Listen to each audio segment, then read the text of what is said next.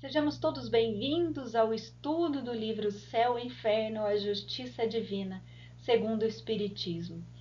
Estamos pela Associação Espírita Allan Kardec de São José do Rio Preto e desejamos que Deus nos abençoe, Jesus nos abrace e nos acolha todos os dias de todas as nossas vidas, trazendo inspiração, entendimento, sabedoria e muita paz no nosso coração.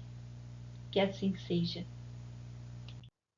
Código Penal da Vida Futura, capítulo 7. Vamos falar hoje dos primeiros itens 1 a 10.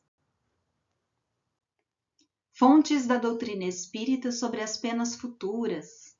Allan Kardec, através da ciência positivista, que busca o progresso da humanidade através da ciência, utilizou do método experimental, fazendo observação, questionamento e confirmação de toda a sua busca, para nos dar os subsídios e fortalecer o nosso alicerce na nossa credibilidade.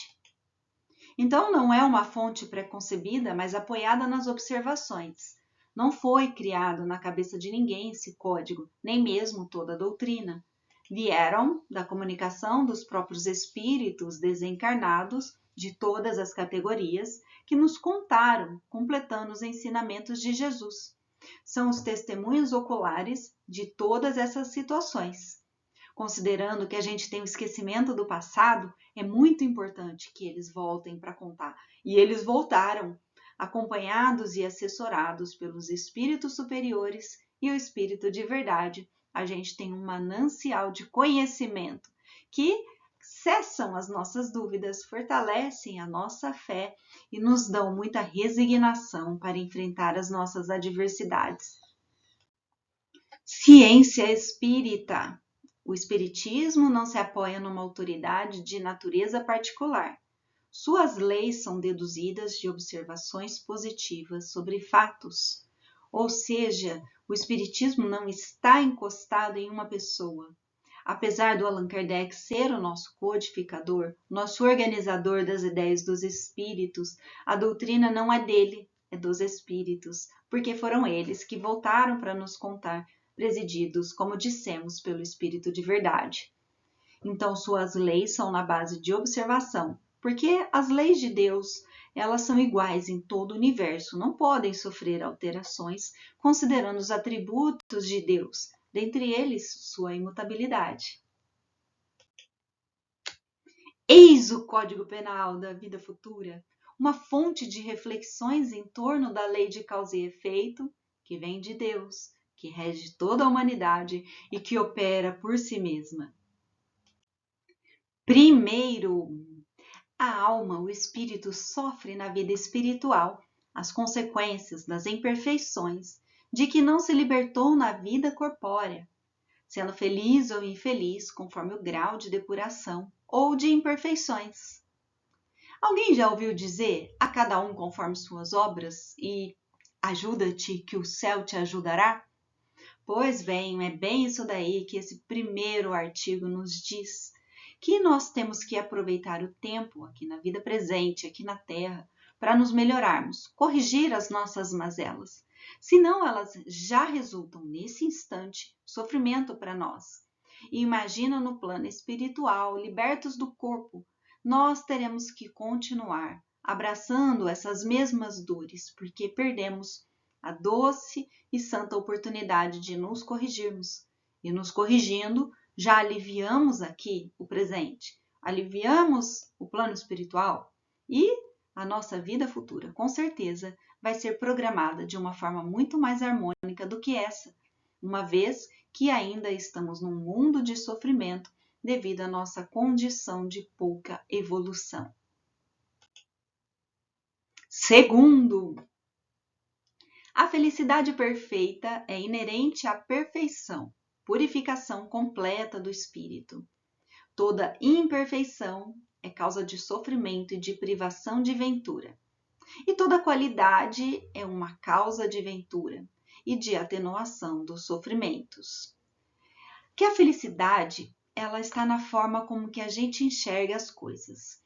Então, Para a gente ser perfeito conforme Jesus, que é uma perfeição muito grande para a gente alcançar, não absolutamente como Deus, mas relativamente como Jesus, vai nos trazer essa felicidade perfeita, aos olhos da harmonia interior, aos olhos da paz de pensamento, de coração, a alegria, a felicidade de conseguirmos vivenciar o amor em plenitude, por dentro e por fora.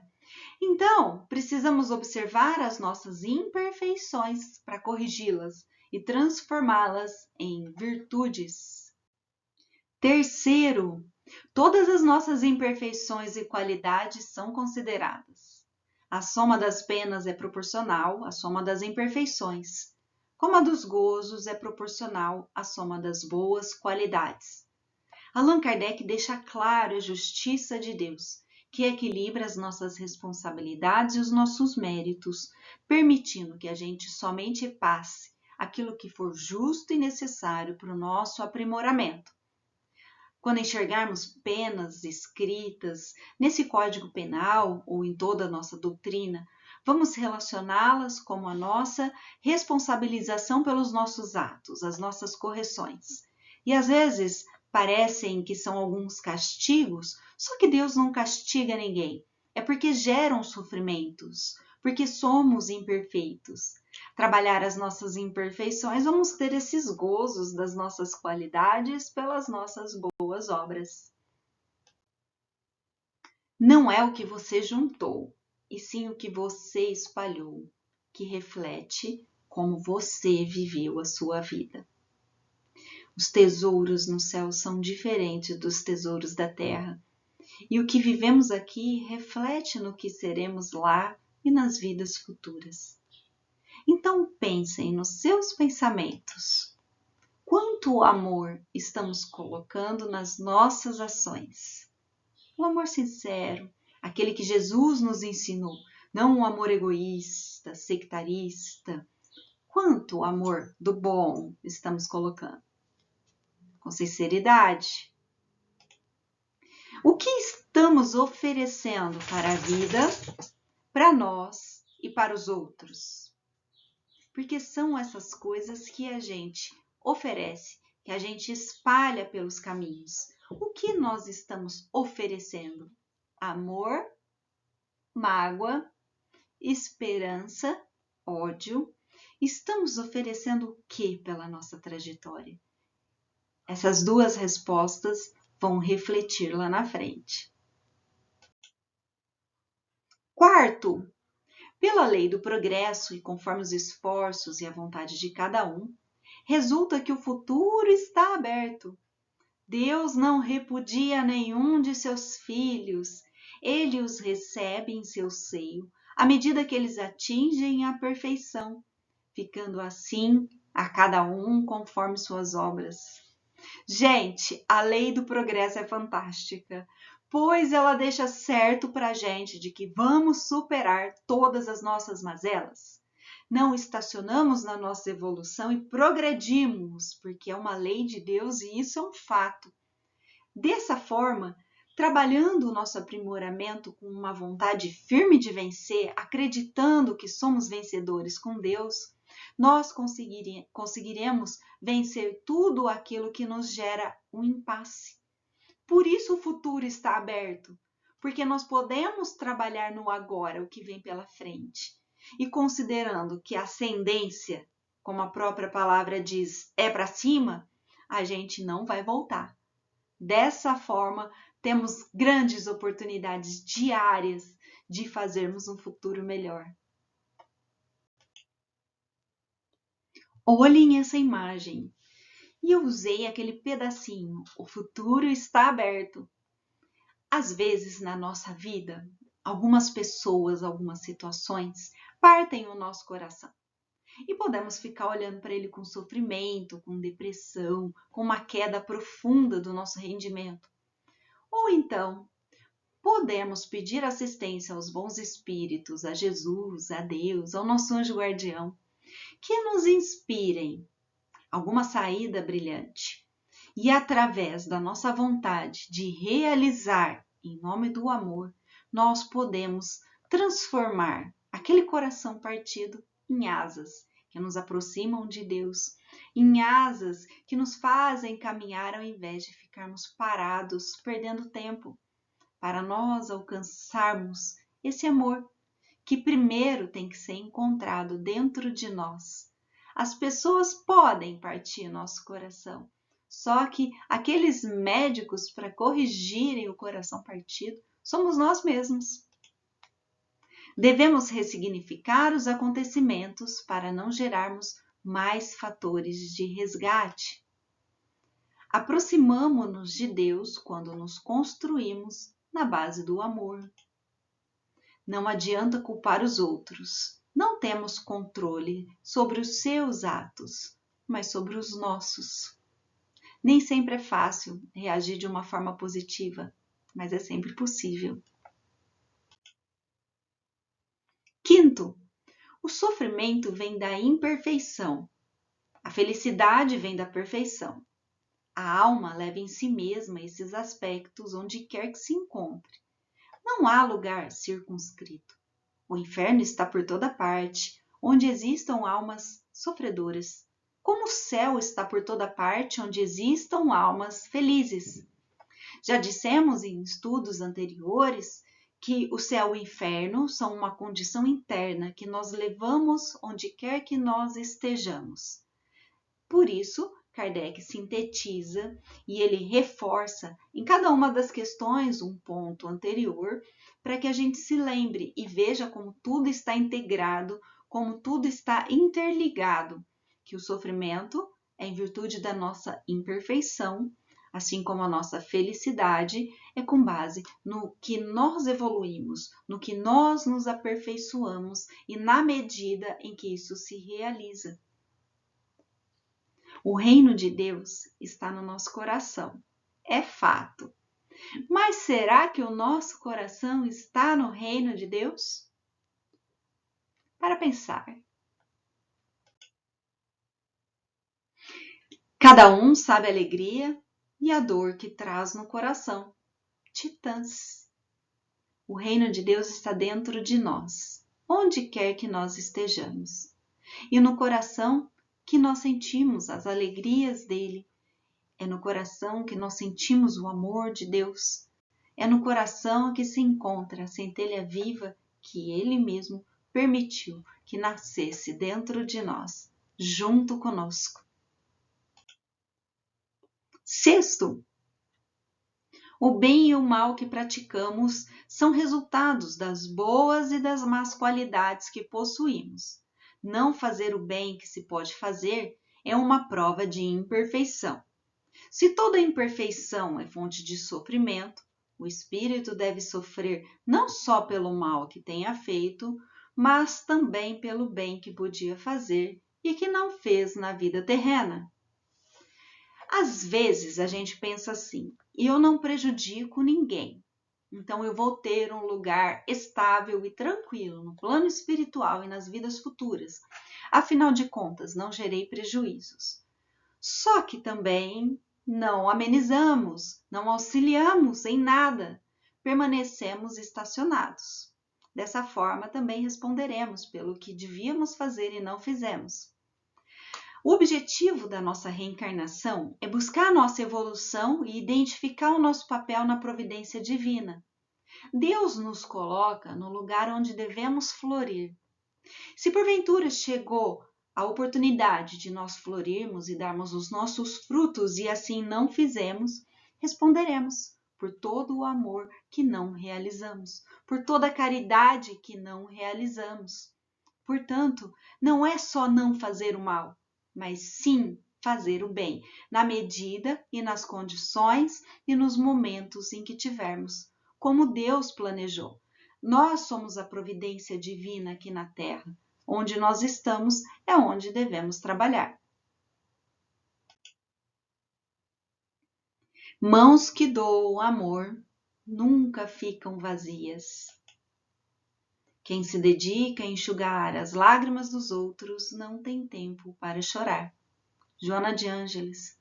E ela diz também, quem é solidário não é solitário. a gente consegue se preencher através do amor e da caridade. As nossas mãos, nosso coração, jamais estarão vazios em nome do amor. Sétimo, o espírito sofre segundo o que fez sofrer, de maneira que sua atenção, estando voltada para as consequências desse mal, ele compreende os inconvenientes do seu procedimento e é levado a se corrigir. O sofrimento mostra para a gente onde precisamos trabalhar, onde precisamos nos melhorar e nos reconstruir. Mas nem sempre sofremos exatamente aquilo que realizamos de mal para uma pessoa. Por exemplo, às vezes eu fui uma homicida em alguma vida. Matei muitas pessoas de uma forma trágica. Qual seria o benefício de Deus me colocar na vida presente, no meio de vários assassinos e eles me matarem mutuamente? Porque eu matei muitas pessoas. Então eu tenho que ser morta por muitas pessoas? Não faria sentido, não teria um significado de amor na minha existência. Até seria mais fácil, porque não seria por minha culpa que eu sairia dessa vida e poderia não ter que cumprir a minha programação planejada. Já pensou se, no caso, nessa hipótese de eu ter sido uma homicida, eu vir como uma médica para trabalhar em lugares afastados, doenças dificílimas com pessoas muito pobres, onde os médicos dificilmente querem ir? Já pensou salvar essas vidas? Que ressignificação amorosa da nossa existência? E aí, trabalhando em nome do amor, trabalhando de uma forma que Deus oriente como sendo construtiva, a gente vai reparar os inconvenientes, a gente vai reparar aquilo que a gente errou para nos modificarmos e não repetirmos, não incidirmos no erro. Vai e não peques mais antes que te suceda algo pior, para a gente mudar de comportamento, para que a vida também mude. Oitavo, a justiça de Deus sendo infinita, todo o mal e todo o bem são rigorosamente levados em conta. E isso mesmo entre os mais perversos, porque representam um começo de progresso. Pensem, às vezes a gente repara uma pessoa muito má e acha que a pena dela vai ser mais pesada porque ela é má. Não. As responsabilizações e os sofrimentos que essa pessoa vai passar são proporcionais ao mal que ela gerou para os outros, para o universo, para os animais, pelo mal em geral que essa pessoa realizou. Mas Deus, ele não rejeita ninguém e trata todo mundo de uma forma igual. O amor e a misericórdia de Deus fazem isso conosco, buscam a nossa gota de bondade para valorizá-la e essa gota estimular a gente ser pessoas melhores. O Espiritismo nos auxilia a identificarmos melhor as nossas mazelas e a darmos os próximos passos abraçados com Jesus. Nono, toda falta que se comete, todo mal praticado é uma dívida contraída e que tem que ser paga. Se não for nessa existência, será na próxima ou nas seguintes, porque todas as existências são solidárias entre si. Aquilo que se paga na existência presente não será cobrado na seguinte. Vamos associar dívida com os nossos erros, o pagamento com a nossa correção, nossa responsabilização, para a gente afastar aquela ideia do castigo, né? Portanto, toda a falta que a gente comete, ela é dividida, parcelada por Deus. A uma parte a gente vai pagar nessa vida e não vamos conseguir pagar todas, porque seria um fardo além das nossas forças, das nossas energias. Portanto, aquilo que não aconteceu ainda vai acontecer num dia futuro. E aquelas que nós já corrigimos, seja em vidas passadas ou nessa própria vida, não retornarão. E é por isso que quando a gente fala, nossa, acabei de carregar essa cruz desses desafios, já enfrentei um calvário e o outro chegou na minha vida, é justamente por isso. Elas não vêm de uma vez só, porque nossas penas são parceladas.